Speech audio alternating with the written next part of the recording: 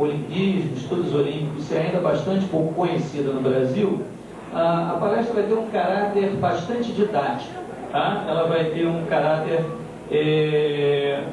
básico sobre um certo aspecto, no sentido de apresentar algumas definições e pensar algumas possibilidades antes de qualquer outra coisa. Muito bem. O ponto de partida da minha intervenção é algo que algumas pessoas aqui já ouviram, ouviram com certeza algumas vezes,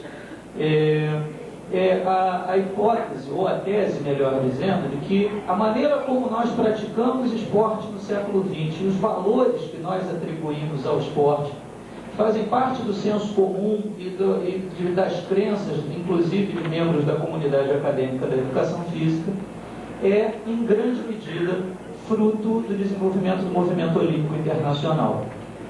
Não preciso me alongar muito para propor a ideia de que se vocês pegassem uma máquina do tempo e voltassem 100, 150 anos atrás no tempo, virtualmente a maioria das pessoas sequer conheceria o significado da palavra esporte, né? Não conheceria suas práticas, né? O desenvolvimento do esporte como prática social e fenômeno do século XX acontece num contexto de interdependência da própria expansão dos valores do mundo ocidental e do próprio movimento olímpico. Então, o que ele opera? Ele operou uma globalização de formas e valores de prática esportiva, e isso era um objetivo explícito do movimento, tá? Pode ir passando. Não só essa globalização, ela se deu na maneira de praticar esporte, mas também nos valores que nós damos. A ideia de que o esporte é uma ferramenta educativa, que o atleta deve ser um modelo de comportamento, que o esporte é ou deveria ser uma prática moralmente boa, e as críticas que nós fazemos quando ele não se realiza dessa maneira, não são um dado natural da prática esportiva. Segue aí. O que pouca gente sabe é que, em sua origem, o movimento olímpico, o projeto dos Jogos Olímpicos, era um projeto de caráter pedagógico. Coubertin estava mais interessado em educar as pessoas através do esporte do que propriamente em fazer uma grande competição esportiva para a promoção do alto rendimento. Tá? Coubertin é, portanto, um ideólogo do esporte moderno.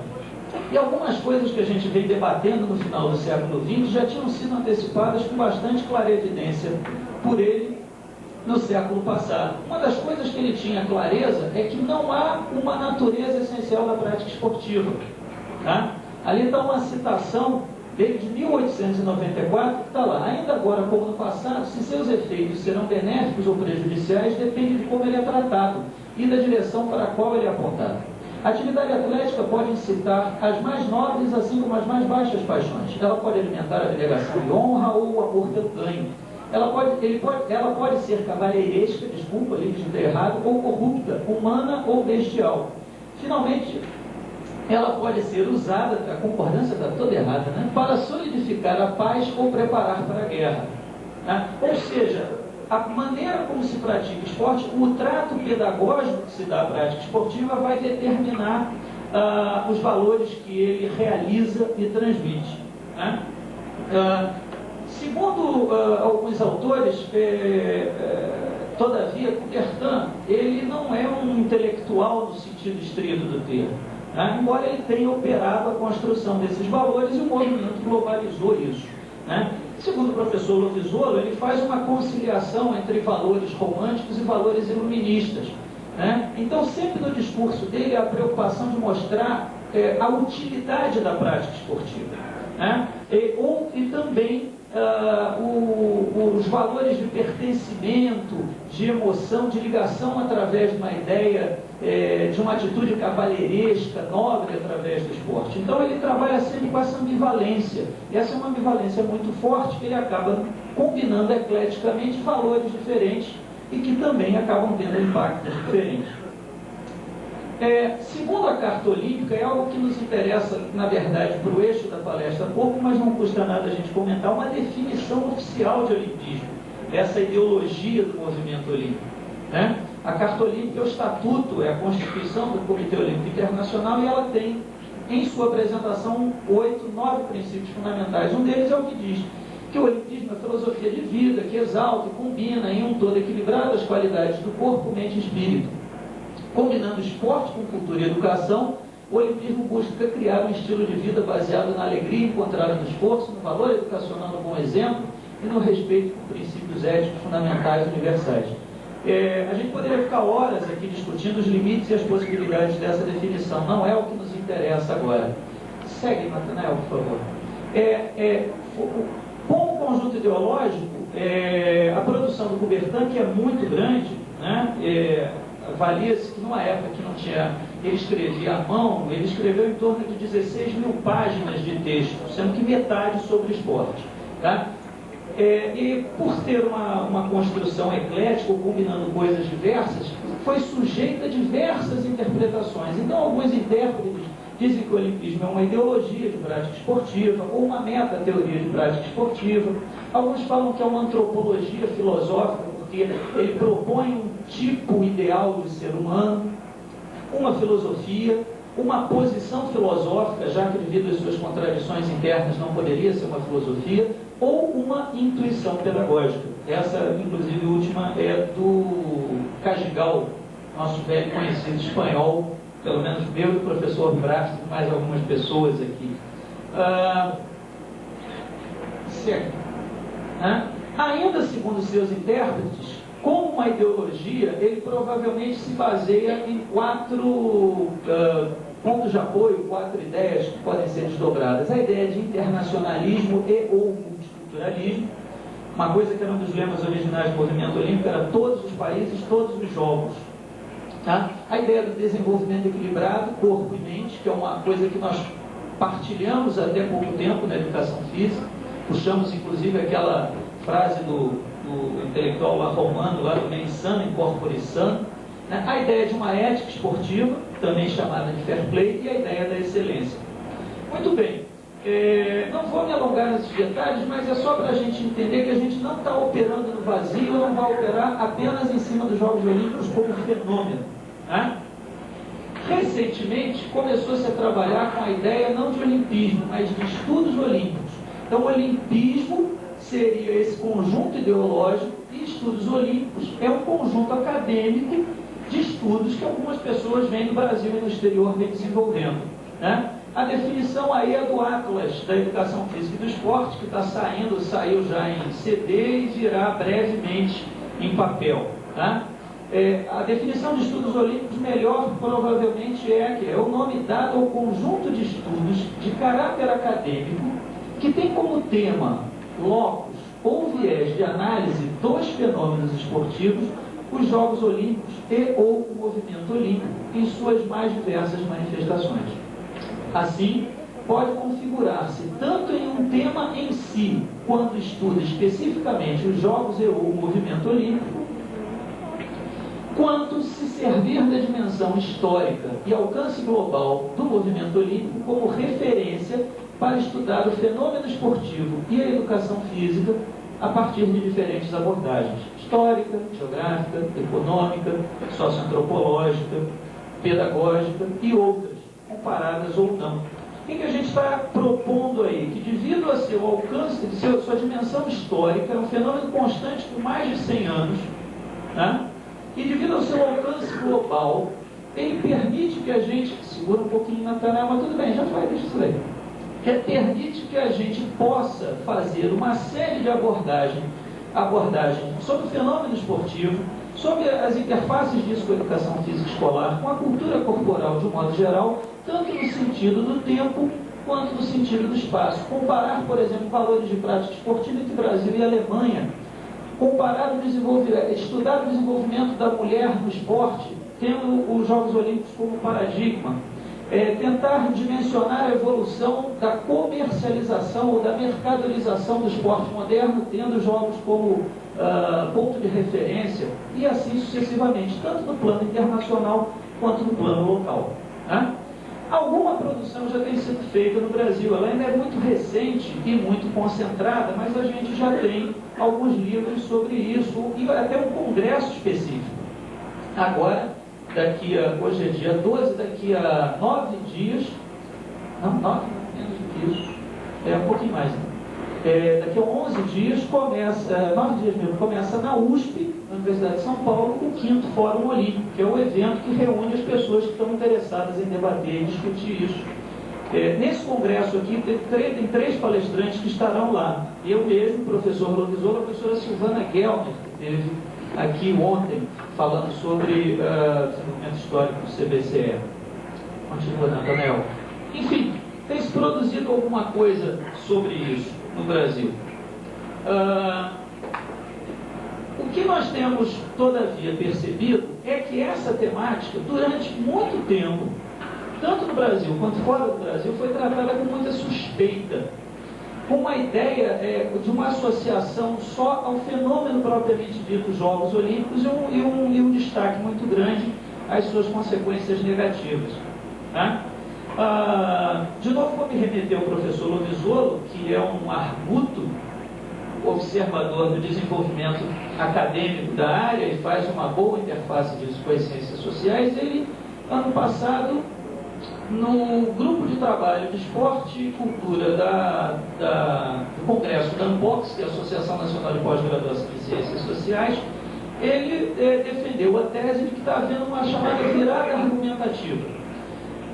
Os estudos sobre esporte, basicamente esporte, muito sobre futebol, se deslocaram de um momento de denúncia, de uma visão de distanciamento, de suspeita, para um outro momento, onde se começa a estudar o fenômeno esportivo, e no caso ele se concentrava muito no futebol, mas também já fez essa extrapolação para os estudos olímpicos, para os estudos sobre identidade, sobre pertencimento, sobre desenvolvimento histórico, enfim, a mudança dos observadores era uma atitude de distanciamento crítico, que se tornava tão distante que não conseguia aprender a lógica interna do objeto, para um outro modo de ver e de tratá-lo. Né? E isso tem acontecido no Brasil, provavelmente, com os estudos sobre futebol. Nós paramos de chamar futebol de hobby do povo, graças a Deus. Né? E também, provavelmente, pode acontecer, e tem acontecido num grau menor, no que a gente chama de estudos olímpicos. Né? Assim, o que eu estou propondo é que essa virada argumentativa, ela tem nos preparado no campo acadêmico para novos temas e novas abordagens. Nesse sentido, era provavelmente pouco provável, ou praticamente impossível, que há 10 anos atrás o CBCE abrisse uma mesa sobre olimpismo, estudos olímpicos. Posso estar equivocado, posso estar fazendo juízo de valor, na verdade é uma hipótese absolutamente irresponsável e não comprovável, porque ela volta no tempo. Mas a gente tem boas evidências para suspeitar disso. Né? Então a gente tem possibilidade de pensar algumas interfaces, de tematizar uma relação que já existe na prática social, que é a relação complexa entre esporte de alto rendimento, Jogos Olímpicos e outras esferas da nossa vida social, porque, como eu propus a princípio, a maneira como a gente valoriza ou entende o esporte, ela está grandemente interrelacionada com isso. Eu penso sempre nas Olimpíadas escolares, nos jogos que tem tocha, pira, juramento, que falam de um espírito olímpico, como a abertura do G7 que esse ano fez. Teve tocha, teve pira, o texto de apresentação falava de um espírito olímpico, ou seja, está emulando valores que têm uma origem e que têm, eles mesmos, uma carga própria de conotação. Tá? Assim, quer dizer, se é verdade essa tese, né, a gente tem uma temática própria e, por vezes, privilegiada para o tratamento crítico do esporte, ou seja, para a apreensão crítica de formas dessa realidade social. O problema, talvez, nos últimos 10 anos no Brasil, tenha sido a fixação em uma pseudocrítica, por vezes ingênua, por vezes superficial, por vezes distorcida do esporte moderno, especialmente de alta competição, o que levou ao equívoco de autores e intérpretes de propostas críticas para a educação física escolar em virar as costas ou negligenciar o esporte de competição como elemento da cultura corporal. Uma vez, no meu entendimento, que acontece esse equívoco, porque a questão não é o conteúdo, mas o trato que se dá ao conteúdo. Né? Eu lembro sempre de uma discussão que entrou na lista de discussão do SEB, do Centro Esportivo Virtual, sobre futebol, há algum tempo atrás, que uma pessoa entrou com a seguinte pergunta: olha, eu tenho uma escolinha de futebol e queria saber como se ensina a driblar. Eu digo, né? Drible. As 3 ou 4 respostas que entraram, que foram dadas, todas trabalhavam com a mesma ideia. Deixa os meninos jogarem coletivamente, que naturalmente eles vão aprender a driblar. Né? Ninguém discutiu assim, qual é a faixa etária, onde está localizado, quais são as condições materiais. Né? E eu uso sempre esse exemplo, que ele é muito ilustrativo de uma certa censura não escrita e não objetivamente colocada de certas temáticas e certas abordagens. Né? A ideia do faça do seu jeito, faça do jeito que você consegue, a hipervalorização do lúdico e a perda de referências em termos de conteúdo, entre outras coisas, levaram a educação física escolar a uma situação de falência pedagógica parcial, na qual ela agora se encontra. A questão, todavia, é que a gente ainda precisa responder o que a educação física ensina, que só a educação física ensina. Esse é um debate em aberto, é um debate de difícil resposta. Mas me parece que o problema não está em rasgar conhecimentos da biomecânica, em rasgar conhecimentos da anatomia, em rasgar conhecimentos de uma pedagogia do esporte, mas a maneira como você trata e tematiza isso dentro da escola. Né? Aqueles professores que deram aquelas respostas me diziam o seguinte: olha, você não precisa do diploma. Se você bota para jogar e deixa que eles naturalmente, coletivamente vão aprender a driblar, né? Basta ter alguém que saiba apitar as regras do jogo e que não deixe as crianças brigarem. Então você pode rasgar o teu diploma se toda a ação pedagógica a ser feita no que se refere ao aprendizado da técnica esportiva é esse. Né? Esse é um equívoco ou um mal entendido sobre propostas críticas que se disseminou com muita força no Brasil e que gradativamente vem sendo substituído por uma visão mais esclarecida ou mais nuançada.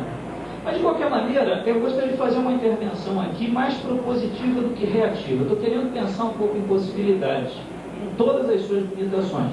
Né? Uma janela que tem se aberto para a tematização crítica nas aulas de educação física é o surgimento dos PCNs, com a ideia dos temas transversais dos PCNs. Né? Sim, porque quase sempre que a gente vê, quase sempre, tá? É que quando se pensa em aumentar a importância da educação física na escola, as pessoas falam em nota, em reprovação e em aula teórica. E quando falam em aula teórica, falam em regras e história. Né? E parece que a questão está no significado da atividade, já que a dimensão instrumental da educação física, quer dizer, o que ela é importante para os alunos, é uma dimensão controversa. Né? Será pelo lado da saúde, será pelo lado da promoção da vida ativa, será pela tematização da cultura? Né? Vamos ver aqui que os PCNs apresentam de temas transversais. Os temas transversais propostos pelo PCN são ética, saúde, meio ambiente, orientação sexual, pluralidade cultural, trabalho e consumo. Não são temáticas, não são disciplinas a serem dadas na escola. A proposta é que sejam temas que sejam tratados na escola como um todo. E não precisa lembrar que a aula não é o único momento pedagógico da escola. A aula não é o único espaço de aprendizagem da escola. Tá? Existem outros. Tentando fazer uma aproximação com o esporte contemporâneo, mais do que qualquer outra dimensão da cultura corporal, e eu estou falando do esporte de competição. Tá? O que a gente poderia pensar como tematização ou tradução do que está ali como ética? Quem gostaria de pensar em alguma... Olha, eu vou trabalhar tema transversal nas minhas aulas de educação física, e um dos temas transversais é o tema da ética. Que estratégia, que tema específico em relação à ética eu poderia tematizar nas aulas de educação física? Hein, Aninha? Hein, Vanderlei? Vai pensando aí. E no que se refere à saúde? Hein, Iris? Não é tão difícil assim. Acho que vocês poderiam começar a pensar e colocar algumas hipóteses. Como é? Em relação ao meio ambiente, Jaiara, cutuca ele que ele está dormindo mesmo. Ele disse que é dormir, está dormindo. Ele é o homem do meio ambiente. Pegar a mochila aí, está com corda, sapatilha, enfim. E no que se refere à orientação sexual? Enfim, já que ninguém se arrisca, é um recorte arbitrário absolutamente parcial, mas a gente poderia puxar, como é que a gente tematiza a questão da ética nas aulas de educação física?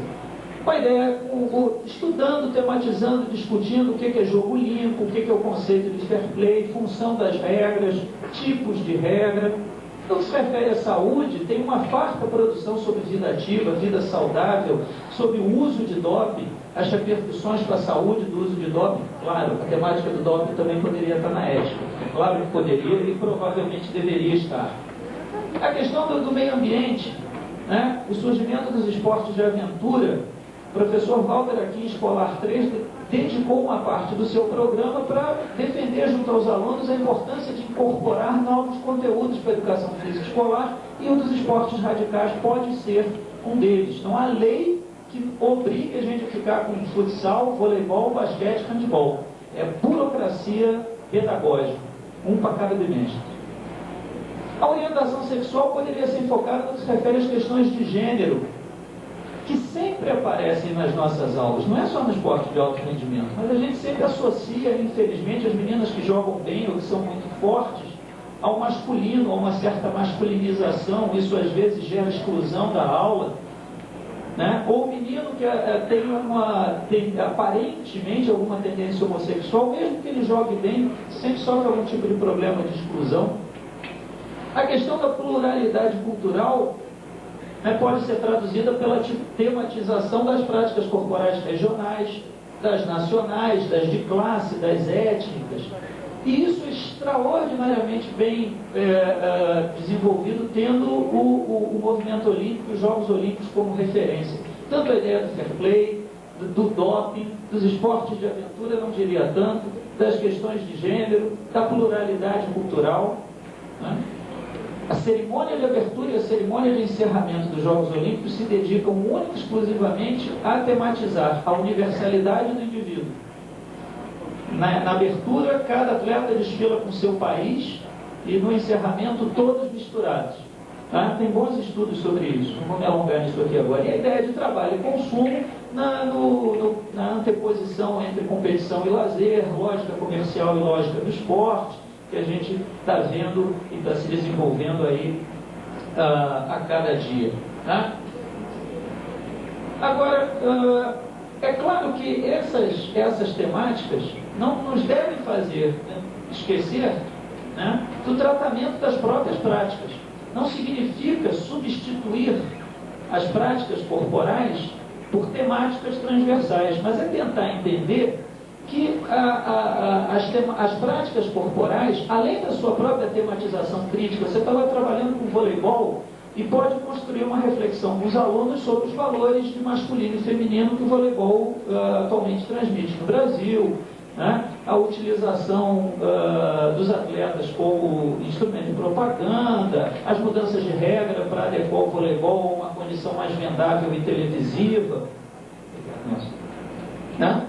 Mas a gente não pode esquecer nem o aprendizado específico, nem a reflexão sobre esse aprendizado específico. Né? Por outro lado, tem desenvolvido fora do Brasil e no Brasil algo que provavelmente aqui ninguém nunca ouviu não, um negócio chamado educação olímpica. Né? Educação olímpica é um conceito que surgiu fora do Brasil e que me parece que ajusta muito direitinho a ideia de temas transversais. Tá? Segue, Natanael. Tá? Desde o início da década de 90 tem sido desenvolvido material didático fora, material didático para o desenvolvimento do que a gente no Brasil tem chamado de temas transversais, só que usando de maneira clara e objetiva os Jogos Olímpicos e o movimento olímpico como fenômeno e como conjunto de valores. Tá? Tem esse daí que está aí na tela, eu tenho aqui, né? E tem um outro que já foi traduzido para o português. Quem traduziu não traduziu o título, que é Seja Campeão na Vida. Esse manual aqui didático está todo já traduzido para o português, tá? Aquele dali é Mantendo o Espírito Vivo, Você e os Jogos Olímpicos, um manual para educadores. O que seria educação olímpica? Né? Segundo a segunda Conferência Mundial de Educação Olímpica e para o Esporte, que foi em Tessalônica, na Grécia, em 2000, os princípios centrais são integrar os ideais olímpicos em um sistema de educação. A educação olímpica é o componente da educação global, que deve ir ao encontro das necessidades do sistema escolar e não substituí-los. Tá? E os Jogos Olímpicos, atividade física e esporte, são parte integral, mas não os únicos constituintes da educação olímpica. Porque abre possibilidade da gente pensar a própria cultura. Rapaz, já só faltam 5 minutos, então vou ter que dar uma acelerada aqui. Tá? Passa aí, Natanael. Segundo esse material aqui que foi desenvolvido a partir daquela conferência pela Fundação para a Educação Olímpica e do Esporte, a educação olímpica tem 5 grandes temas: didativa, fair play, multiculturalismo, em busca da excelência, celebrando o espírito olímpico. Né? A gente não precisa de muita reflexão para ver como isso se ajusta, se associa e se aproxima da ideia dos temas transversais propostos pelo governo brasileiro. Tá?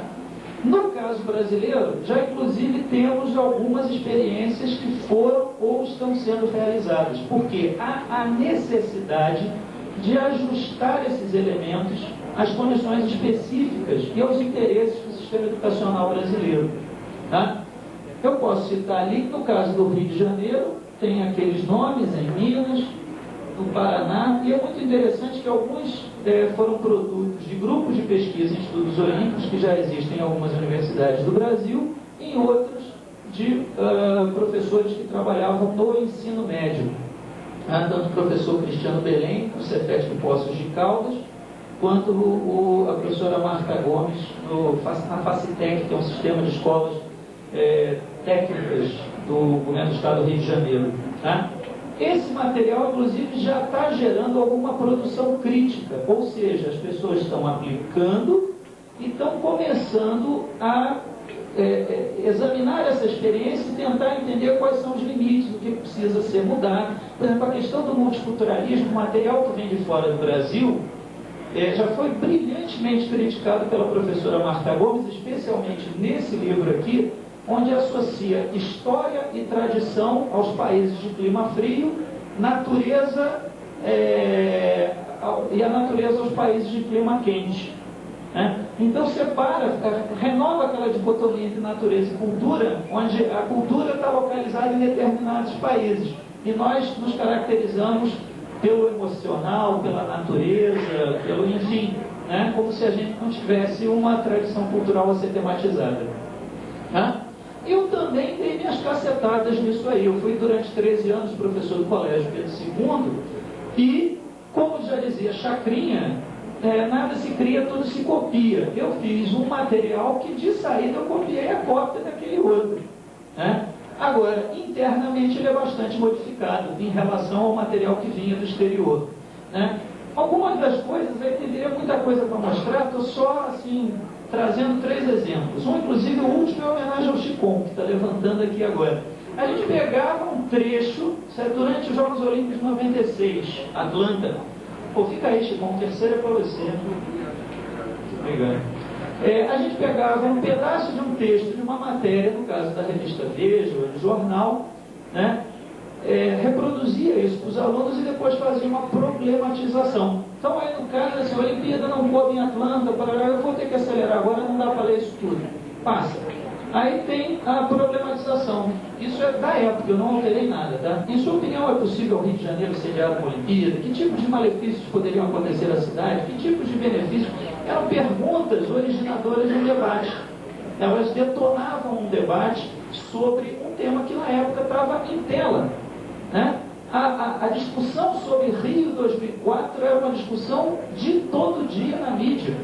né? E a gente não incorpora isso ao tratamento crítico da realidade social, não a apreensão da realidade social que fala a pedagogia crítica, né? É lógico que essas perguntas a gente poderia colocar muitas outras. A quem interessa, quais são os grupos que têm interesse que o Rio de Janeiro, uma cidade brasileira, sedie? Quem vai ganhar, quem vai perder com isso? Né? Tem um segundo que tematiza a questão econômica. Começava com uma pergunta lá da revista inglesa The Economist. Será que se pode chamar a Olimpíada de evento esportivo ou do ramo do entretenimento e publicidade? Né? Aí é legalzinho ali no final. A piada mais corrente diz que se um atleta for flagrado pelo exame antidoping com uma substância chamada Pepsi-Cola no organismo, será banido para sempre das competições. O texto, inclusive, era engraçadinho. E aí tinha problematização. Você acha que é possível realizar uma Olimpíada sem apoio de grandes patrocinadores? O que é mais importante, a marca dos patrocinadores, o nome dos atletas? Afinal, a Olimpíada é um evento esportivo ou do ramo do entretenimento? Isso gerava outras questões, outras perguntas. E o terceiro, em homenagem ao Chicom, para provar que eu fiz, não deu para catar de ontem para hoje, tá? Era sobre a Paralimpíada. Né? E aí eu Pelé é o grande trunfo do Comitê Rio 2004 para convencer os eleitores do Comitê Olímpico Internacional de que o Rio pode promover uma Olimpíada. E um sonho eu digitei 2 vezes. Mas Pelé não deu as caras durante a temporada olímpica. Em compensação, o ministro dos Esportes, ele era o ministro dos Esportes à época, está chegando aqui no dia 11 e pretende ficar 2 semanas inteiras. Vem prestigiar as Paralimpíadas, a versão dos Jogos para portadores de deficiência física. Aí tinha problematização. Desde a década de 60 existem Jogos Olímpicos para deficientes físicos que se realizam logo após as Olimpíadas. Você acha que a maioria das pessoas tem conhecimento disso? Por que as redes de televisão também não transmitem as Paralimpíadas? As Paralimpíadas são tão importantes quanto os Jogos? A gente tentava ir por aí. Né? Isso era para alunos de 6ª série do Colégio Pedro II no Rio de Janeiro. Né? Aqui em Vitória, a gente já tem um projeto nesse momento, que é quase uma irresponsabilidade minha dizer que no Colégio Leonardo está acontecendo no Colégio Leonardo da Vinci, mas está. Eu emprestei esse material para a equipe de professores e eles selecionaram, adaptaram, escolheram o que eles quiseram. Eu não tenho nem acompanhamento do que está acontecendo, mas efetivamente já está sendo desenvolvido usando esse material de apoio. Então é muito limitado e quase uma irresponsabilidade. Mas para o triênio 2005, 2006, 2007, será a linha de pesquisa e intervenção da minha linha de pesquisa no grupo de pesquisa em Sociologia das Práticas Corporais e Estudos Olímpicos. Esse ano eu estou com uma linha de pesquisa sobre estudos olímpicos, mas que vai tentar mensurar o impacto dos valores da realização dos Jogos Olímpicos sobre os valores de prática esportiva na população da cidade de Vitória. Natanael ali que está me ajudando é candidato a bolsista de PIBIC para isso. Mas para 2005, 2006, 2007 a ambição é diferente. É organizar esse material, adaptá-lo e começar a fazer experimentos pilotos em escolas na cidade de Vitória. Por que 2007? Porque 2007 é o ano do Pan-Americano no Rio de Janeiro e até lá esse tema vai estar de maneira cada vez mais forte na mídia. Finalizando, eu estou finalizando com essa foto, que é uma foto do Estádio Olímpico de Sydney, tendo a cidade ao fundo, né? Porque ela, de uma maneira qualquer, ela tenta representar um pouquinho do que a gente vem pensando. Né? É o esporte dentro de um contexto mais amplo de sociedade e é o esporte como lente para a gente entender a própria sociedade. O esporte talvez possa estar ali na frente, mas a organização, os valores, a dinâmica social, as nossas formas de sociabilidade é que permeiam, é que estão no fundo, é que são o foco final do nosso trabalho. Obrigado pela atenção de vocês.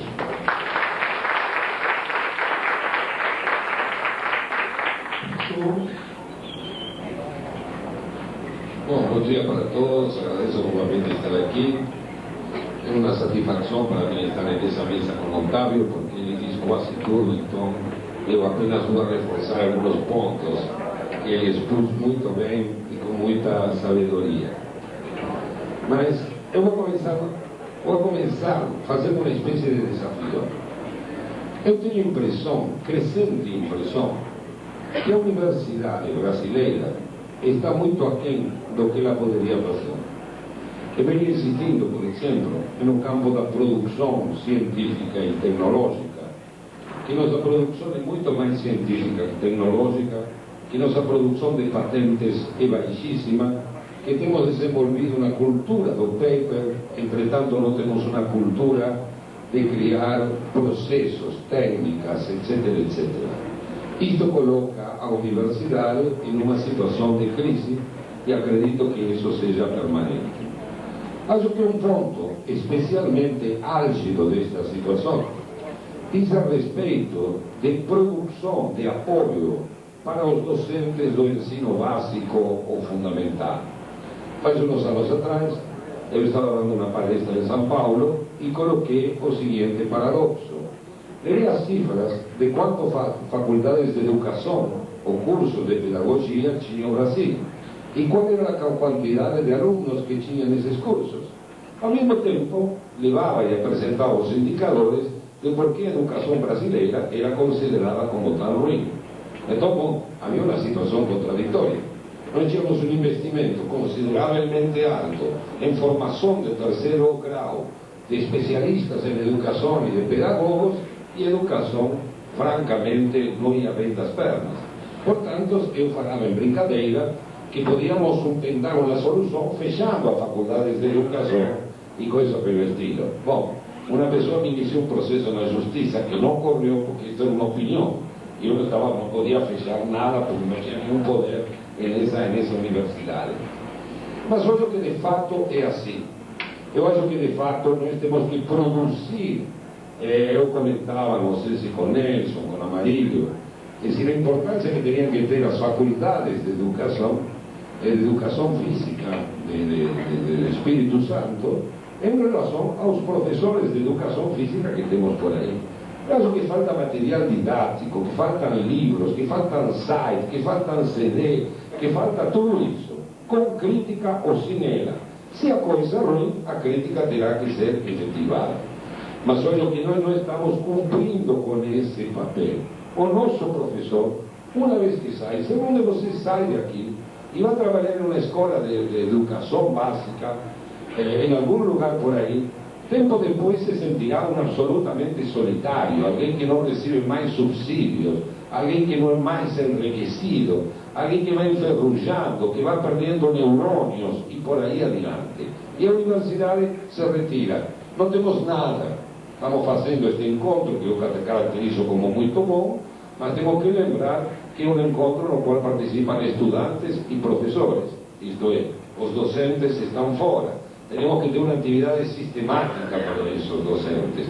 Temos que municiar a eles com elementos para trabalhar. Eu acho que uma coisa importante é reconhecer que aquilo que está na mídia motiva. Eu acho que o olimpismo ganhou estatuto definitivo na mídia. Não sai mais. Está como espetáculo olímpico. Ainda não está, no sentido que diz Otávio, o professor Otávio, não está como movimento olímpico, como espírito olímpico, mas como espetáculo olímpico cada 4 anos, tanto nas Olimpíadas como nos Jogos de inverno, ele está presente. E ele está cada vez mais presente, cada vez mais os países participantes se veem envolvidos pelo espetáculo olímpico. Então, meu problema, minha preocupação é o seguinte: pareceria ser que o movimento olímpico, eu me digo como sociólogo, como antropólogo, é um movimento muito especial. Há um mistério com o movimento olímpico. Se você quer motivar as pessoas para fazer alguma coisa, eu acho que a questão, o mistério é fundamental. Isto é fundamental em pesquisa. É dizer, a gente se motiva em pesquisa quando tem uma boa questão. Uma boa questão mobiliza, dinamiza, e dinamiza porque é um mistério. Então eu diria, há um mistério no espírito olímpico. Ao longo do século XIX e do XX, muitos movimentos foram criados. Grande parte deles, diria a maioria, desapareceram. Uns poucos vegetam controlados por uns velhinhos ou por alguns jovens que administram uma coisa que ninguém conhece. O movimento olímpico, ao contrário, ele durou, cresceu e envolveu todo mundo. Agora bem, não há uma análise bem feita de como isto se dá, em que circunstâncias isto se dá, de onde tira sua força. Então, acho que tentar responder a esta questão é como fazer uma espécie de grande tema transversal que vai desde a ética, a economia, passando por outros temas intermediários. E se eu pensava, quando Otávio falava, por exemplo, da ética, uma coisa fundamental da ética, uma ética teórica, mas uma ética prática. Eu, pessoalmente, estou muito mais interessado pela ética prática, me inclino pelos filósofos que pensam na ética prática e não a ética teórica. E a ética prática se coloca uma questão central: o que significa viver bem? Viver plenamente? O que significa isto? Esta questão, para mim, é uma das questões mais importantes. Será que estou vivendo bem? Será que minha vida é boa? Eu tenho uma boa vida? Como é isto? Os outros que estão em volta de mim têm uma boa vida? Que eu tenho uma vida boa depende que também os outros que estão perto, mais ou menos próximos, tenham uma vida boa também. Este é um problema ou um lugar da reflexão ética. Então, observe, o movimento olímpico cresceu. Ele surge num momento no qual o século XIX é um momento de riqueza, um momento de aplicação de tecnologia. Tudo explode no século XIX. A produtividade, ainda somos fruto desse século XIX. Isto vai continuar fortemente durante grande parte do século XX. Mas esse o vapor, a máquina a vapor, as telecomunicações, o transporte, tudo isto impacta a sociedade. O movimento olímpico não poderia existir sem as inovações, sem as telecomunicações. Imagina organizar um movimento olímpico por carta. Seria uma coisa fantástica. Não sei se poderia fazer cada 4 anos, talvez cada 20. Mas quando surge o movimento olímpico, os correios estão funcionando, o telégrafo está ativo, alguns sistemas de telefone já estão no mundo. Também os trens estão começando a funcionar e muito mais rapidamente. Ou seja, o olimpismo depende de transformações que se têm dado no plano da tecnologia, dos transportes e das telecomunicações. Mas depende de outra coisa. A gente não vai esquecer que no século XIX, lá por 1860, 1870, os trabalhadores, e o grupo dos trabalhadores de Chicago formula isto com todas as letras, estavam lutando pelo 3 por 1.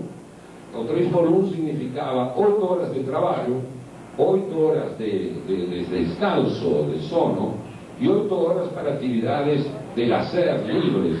Não importa que tivessem que pintar a casa, levar as crianças às escolas ou coisa do estilo. Mas há um horizonte de lazer, de ócio que está sendo colocado. O século XIX é rico na criação, por exemplo, de estâncias de turismos, de balneário. As pessoas começam a fazer estas coisas. É um momento no qual também surge a ideologia do piquenique, surge a ideia do fim de semana. O fim de semana se torna central e os trabalhadores começam a lutar pelo fim de semana. Se dá uma forte luta no campo do trabalho pelo fim de semana livre ou remunerado quando necessário, de forma diferenciada. Então, observe, final de semana, férias, lazer, hotéis, transporte, tudo isto está no bojo, diria, das condições que possibilitam o olimpismo. A própria aceleração do transporte, o próprio fato que em 30 ou 40 anos o transporte marítimo se acelera em 4 ou 5 vezes, reduzindo os tempos de transporte em 4 ou 5 vezes. Imagina, é decir, um atleta podia demorar 1 mês e meio para chegar, que atleta podia chegar com 1 mês e meio? Tá certo? Imagina ficar quietinho no banco durante 1 mês e meio. Quando você chegou lá, já aumentou 20 quilos, que vai correr? Não vai correr maratona nenhuma, não dá. Tem que ser rápido, não é? Então a coisa passa a se acelerar, se faz mais em tempo menor. Todas estas são mudanças da sociedade que a gente teria que usar como temas transversais para estudar tanto o olimpismo como o movimento olímpico, quanto como espetáculo. Observe, esse movimento olímpico tem uma coisa fantástica. Ele surge pouco tempo depois, tem uma Primeira Guerra Mundial, e depois tem uma Segunda Guerra Mundial. Ele surge num contexto no qual as lutas de classes são violentas. Pensem nas primeiras décadas do século XX, essa agitação de classe, a luta de projetos políticos antagônicos, como capitalismo, socialismo, fascismo, também estão aí. E o espírito olímpico parece que tem e a gestão do olimpismo, ele tem uma certa capacidade de acomodação e de absorção a estas coisas tão diversas. Então, a Olimpíada de Berlim é importante, mas a de Moscou não é menos importante que a de Berlim.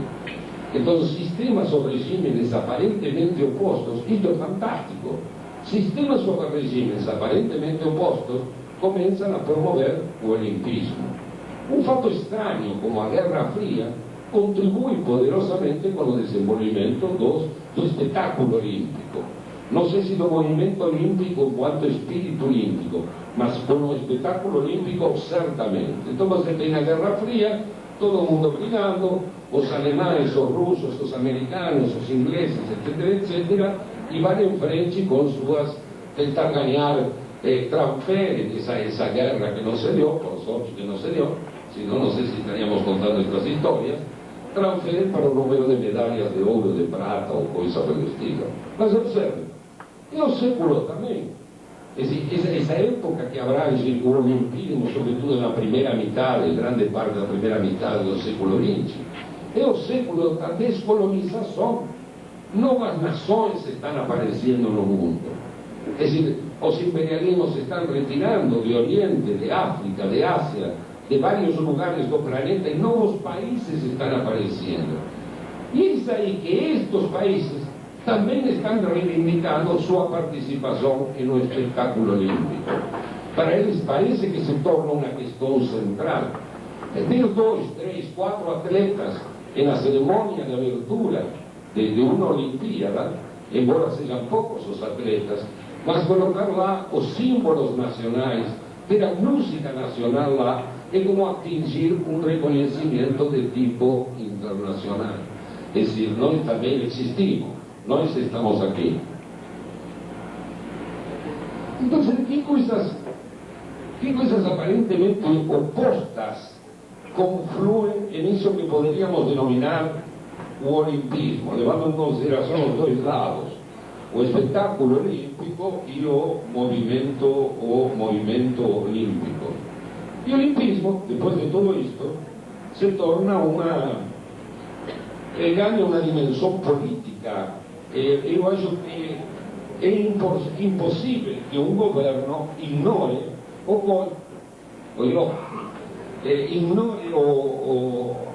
este tipo de organização. Você até pode não querer ter nada a ver com eles, mas você sabe que existem e tem que ter uma política em relação a eles. Não pode ter uma ignorância absoluta. É evidente que culturalmente se tornou um fator de peso cultural. É importante aqui uma questão que ainda não temos muito corretamente analisada.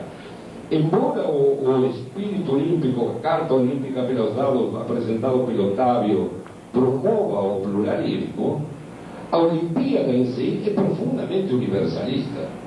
Ela é uma coisa são normas e são regras de tipo universal em que todo mundo se deve adaptar. Mas ainda, nós vimos as imagens de algumas mulheres dos países islâmicos querendo praticar esporte e entrando em choque com sua própria cultura. Esse é um pluralismo que poderia ser melhor qualificado, melhor pensado. Eu não estou muito seguro que seja assim. Mas o movimento também sobreviveu, não só por essa articulação com os processos tecnológicos e econômicos do século XIX e XX, porém porque ele também se tornou um fato econômico.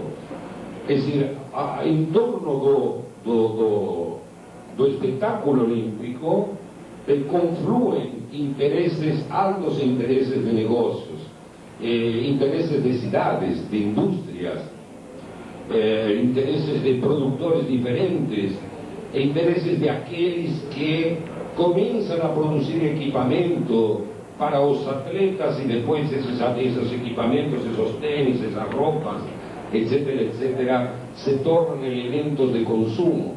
Ou seja, o olimpismo y el espectáculo olímpico se tornó, así como él se tornó un elemento de reconocimiento de identidad nacional, él también es un centro de dinamización de consumo.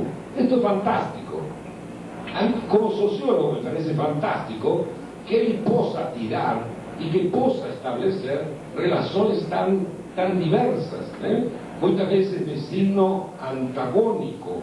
Si usted quiere recibir, si usted quiere ser sede para una Olimpíada, os requisitos en relación a ciudades que son sedes de Olimpíadas son requisitos de tipo civilizatorio, que van desde transporte a saúde, de infraestructura, de saúde, al medio ambiente, a tomar conta con el medio ambiente, etcétera, etcétera. Entonces, es un movimiento absolutamente complexo pelas suas características. Isto é o que faz a ele fascinante. Isto é o que faz a ele objeto de estudo. Precisamente que não seja simples. Todo o contrário, o fato de ser tão complexo quanto ele é, precisamente pelo fato de que parece paradoxal, cheio de contradições, em uma tensão permanente entre valores e ações, e não raro também entre valores talvez um pouco antagónicos. Bom, eu acho que as críticas, para retomar um ponto que o Otávio mencionou, as críticas se reduzem a duas palavras, é decir, eu diria que por um lado a crítica ao movimento olímpico, aos espetáculos do movimento olímpico, são muitas críticas que já foram endereçadas ao próprio consumo, o espírito consumista que teria o capitalismo moderno. Pero outro lado são as críticas à espectacularização, e que essa espectacularização é outra promovendo o que poderíamos denominar uma elite. É evidente que os que estão indo para Atenas são a elite do esporte, são os melhores, não cabe nenhuma dúvida. Provavelmente são os que até geneticamente são melhores, e não apenas os que tiveram condições culturais para serem melhores e chegar lá. Paradoxalmente, ele é visto por milhões de pessoas, e milhões de pessoas aparentemente parecem desfrutar com essa atuação dos melhores, das elites, dos heróis esportivos, das estrelas do esporte. Ao mesmo tempo, a gente parece que participa desse mundo. Se você compra, se você devaneia e pensa que você compra o mesmo tênis que está usando um atleta de primeira linha, embora você não seja esse atleta de primeira linha, embora você use esse tênis para caminhar 6 km por dia, coisa que poderia fazer com qualquer outro tipo de tênis bem mais baratinho, não precisaria pagar tantos reais assim, não é? Poderia fazer de chinelo, ou descalço, sei lá, coisa pelo estilo, que não seria muito diferente. Mas de toda forma parece que há uma identificação nesse devaneio. Se eu compro esse tênis que usa esse atleta, meu passo será mais elástico, mais estético, vou andar mais rápido, pularei mais. Tem um conto que eu acho maravilhoso deste escritor americano, aquele que escrevia sobre ficção científica. Bom, mas ele descreve a situação de uma criança que recebe, que tem uma vontade louca. É um conto que transcorre nos anos 45, 50, por aí, e este rapazinho ganha um tênis novo, um tênis que naquele momento era um tênis de tecnologia de ponta, de avançada, né? Devia ser uma dessas, seria um All-Star, um desses bem simples.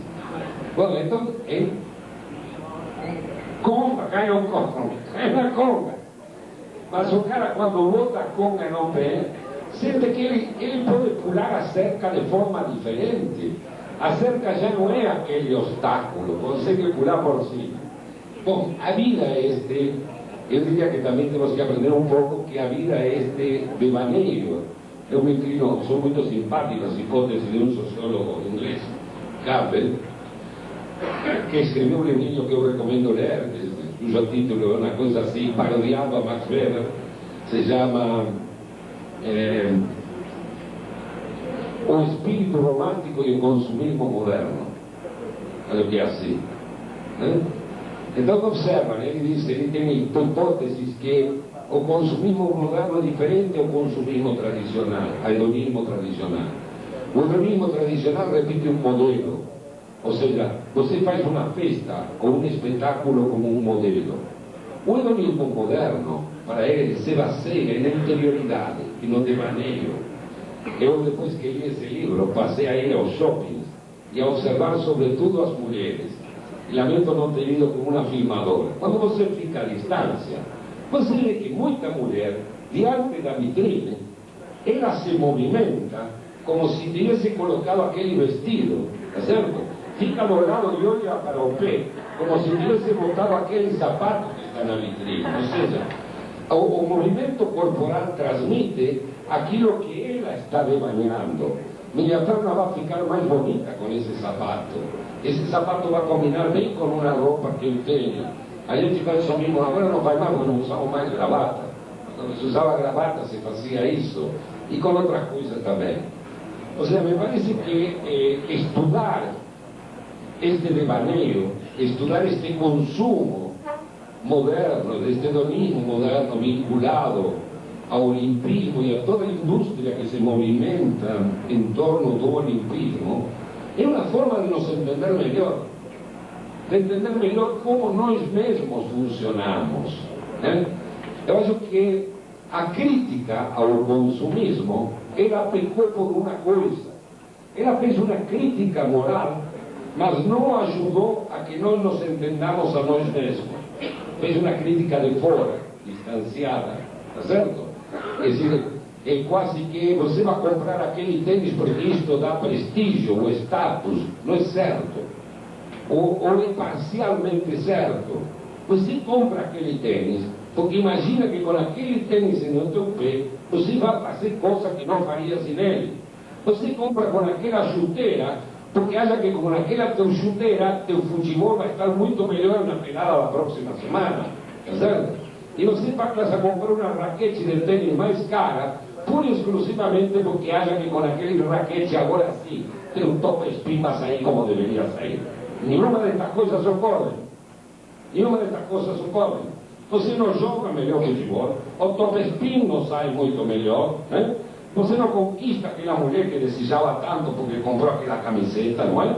Ou aquele rapaz continua sem dar de bola apesar daquele sapato novo que você está usando. Mas de toda forma o consumismo moderno tem um lado cruel, né? E se a gente devaneia, pensa que vai ter uma satisfação, compra o objeto e na mesma medida que compra o objeto, pouco tempo depois não tem a satisfação que imaginou, que devaneou que ia ter com o objeto.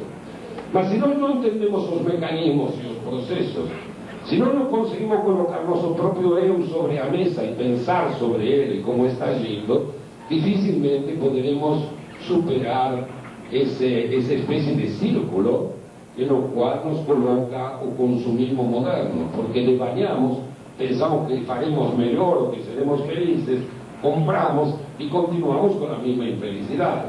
Mas temos que entender esse mecanismo, temos que entender esse mecanismo com nossa cabeça e com nosso corpo para que a coisa comece a ser modificada.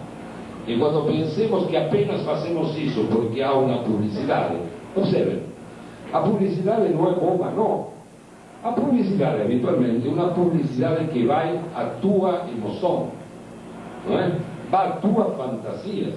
Não se vendem carros dizendo, apresentando, por exemplo, todas as características técnicas do carro. Isto você recebe, no manual do carro está. Mas a publicidade do carro é que você vai com aquele carro por uma estrada e 4 mulheres maravilhosas te param e entram dentro do carro. E se não importa como é o motor do carro, a cilindrada do carro, o importante é o devaneio, a imaginação, a emoção, como a publicidade está jogando com tua emoção. Bom, eu diria que esse movimento olímpico opera com muitas emoções nossas e opera também no sentido de sentir que nos dinamizamos com o próprio espetáculo olímpico. Há uma coisa que tem no esporte Você sabe, eu posso nunca ter feito ginástica olímpica, está certo? Nunca fiz. Eu nunca fiz patinagem artística. Você já fez patinagem artística? Quer dizer, a gente vê aqueles caras que estão competindo em patinagem e você saca que aquilo tem uma dificuldade danada. Saca ou não saca?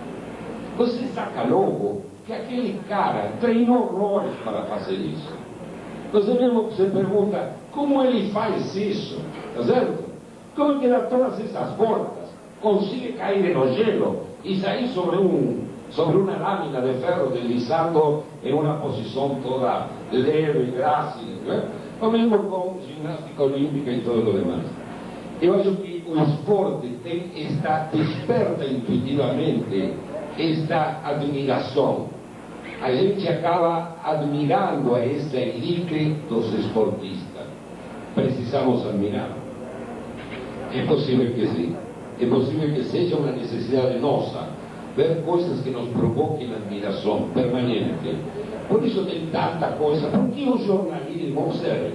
O jornalismo sempre apresenta suas coisas como se fosse admirável, diferente, interessante, super interessante, estranho. Acredite se quiser.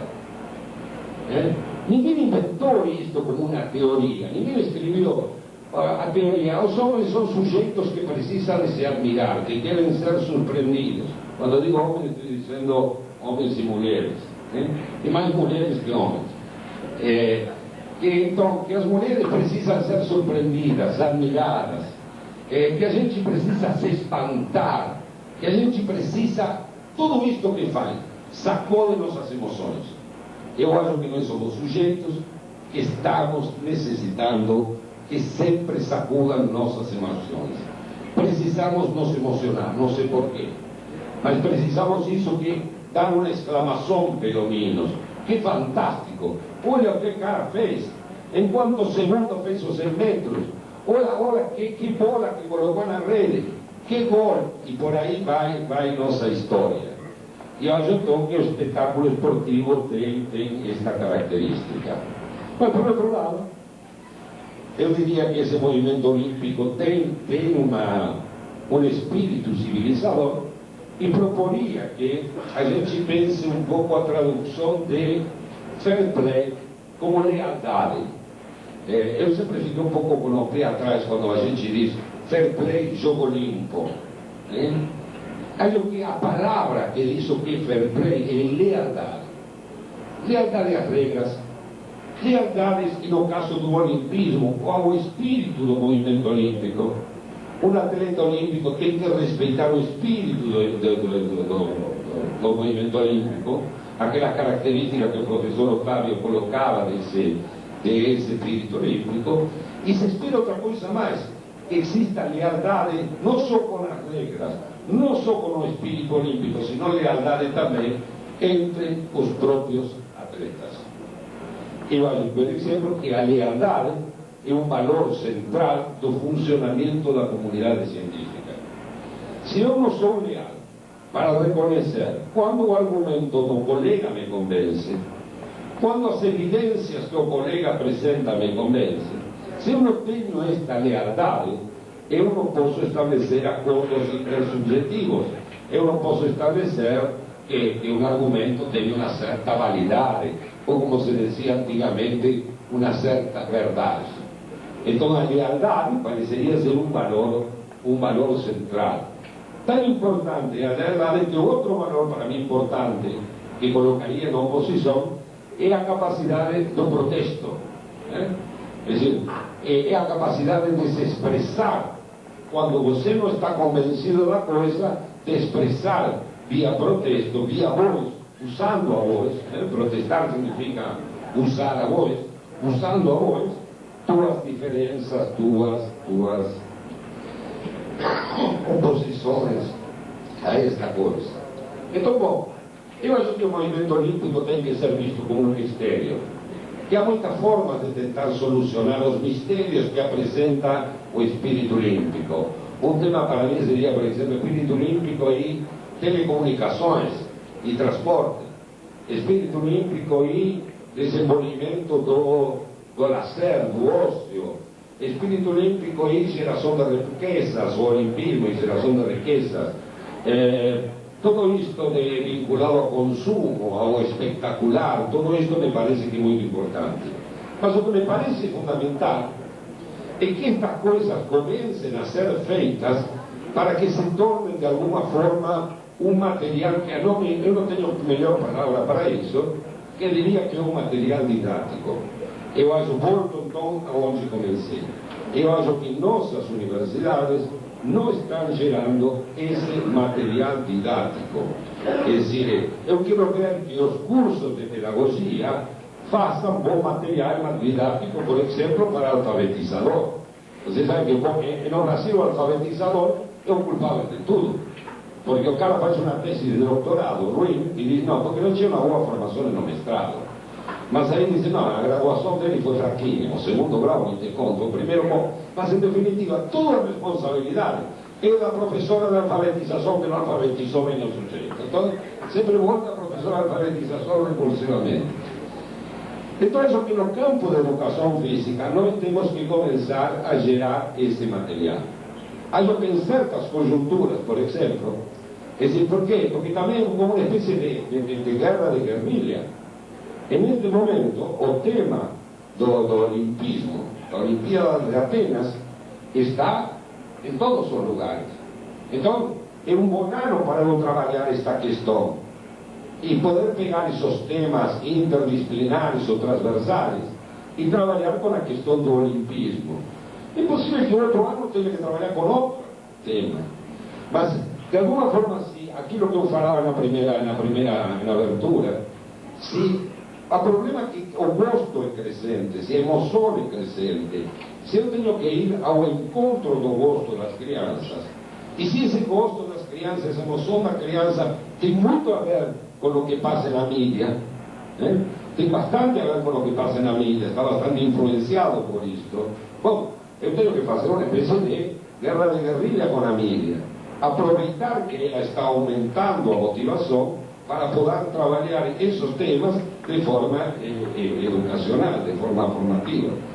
Bom, pues cada 4 anos temos a Olimpíada, mas também temos cada 4 anos o Mundial do Futebol, e depois temos cada tantos anos o Pan-Americano, ou seja, evento mediático vinculado à educação física e esporte não falta, e é de graça. Eu acho que ainda não conseguimos montar a forma de trabalhar com isto, mas acho que vale a pena, acredito que vale a pena de que comecemos a fazer um esforço para trabalhar nessa direção. Caso contrário, as relações entre olimpismo, educação e educação física, quem fará será apenas a mídia. E nós ficaremos batendo pano. Muito obrigado.